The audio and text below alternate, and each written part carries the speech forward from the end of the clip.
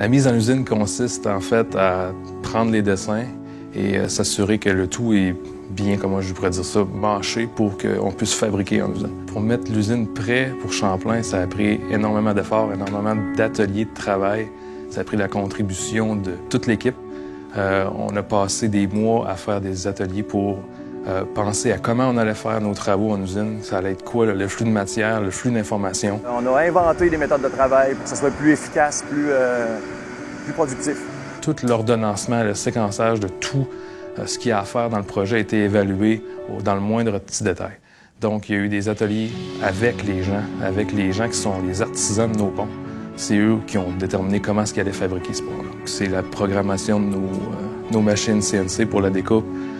C'est la préparation des dessins, c'est la préparation de tout ce que l'usine a besoin pour travailler, pour bâtir nos pièces. Ça a passé principalement par 4 gros Kaizen, 4 gros ateliers d'amélioration continue, qui était le premier poste des 4x2, qui est une transformation complètement de nos tables d'assemblage de caissons, un poste de panneau pour monter nos caissons, des postes de joints bout à bout, et on a repensé complètement notre système d'approvisionnement des postes de travail. Donc ces 4 gros Kaizen-là nous ont permis aujourd'hui d'avoir l'usine qu'on a présentement pour fabriquer le pont Champlain. Mais les délais sont assez courts. Ça nous a amené à développer des techniques là, d'efficacité, justement. Le bon employé est à la bonne place. On n'a jamais mis plus que, mettons, 1000 heures, 1000-1500 heures sur un projet. Là, on en met au-dessus de 4000 là, pour Champlain. Ça fait qu'on a réussi à densifier notre main-d'œuvre dans une baie, ce qui nous permet d'avoir une bonne cadence de fabrication. Puis ça nous a amené en même temps à une bonne productivité. Mon rôle dans le projet de Champlain était au niveau de la préparation des ateliers du 3P qu'on a fait. Et après ça, la facilitation ensuite du 3P et le support de l'équipe de production là, dans la réalisation du plan d'action.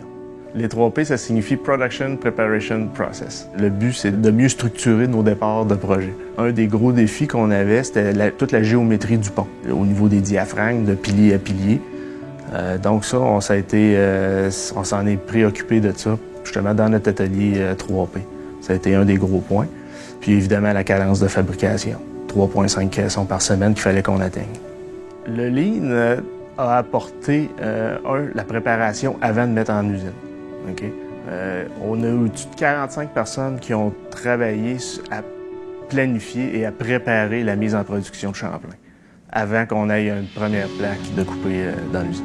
Le coût d'envoi du Lean a vraiment été Champlain. Ce qu'on recherche dans le Lean, c'est d'éliminer le gaspillage dans toute notre chaîne de valeur. On veut éliminer les étapes à non-valeur ajoutée, puis après ça, on veut aussi réduire les temps pour accomplir les étapes à valeur ajoutée.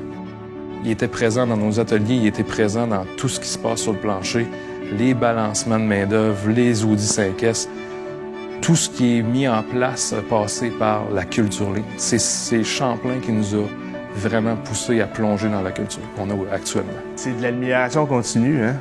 On retravaille là-dessus, on fait des projets pour toujours s'améliorer, toujours essayer de diminuer les perturbations qu'il y a dans notre système pour avoir un système robuste, puis éliminer justement le gaspillage.